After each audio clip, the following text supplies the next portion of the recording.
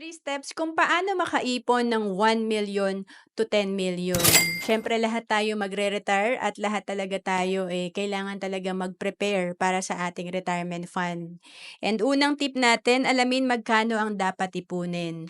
Halimbawa, kung target mong makapag-ipon, magkaroon ng retirement fund na 3 million after 20 years, kailangan pala mag-ipon ka ng 3,000 per month. For 20 years, consistent po itong gagawin. And pangalawa, magnegosyo. Importante kasi para tayo ay mabilis makaipon at mas malaki yung maipon natin, kailangan talaga meron tayong business. Kung meron kang trabaho ngayon or full-time job, ganyan din ako before, finance manager ako.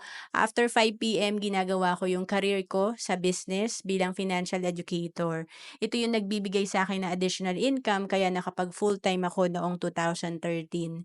And 'pag may negosyo tayo, hindi limited ang income natin, mas malaki yung kaya nating maipon. And of course, pangatlo, mag-invest. Ang mga mayayaman, nag-i-invest sila kasi ang pera pwede magtrabaho para sa atin. Mas mabilis mag-grow ang pera natin kung naka-invest ito. Kaya nga yung 3,000 per month nating naiipon after 20 years, 3 million din yan. At ito yung kumikita ng 10%, pag nag-retire ka, meron kang 300,000 per year or 25,000 per month.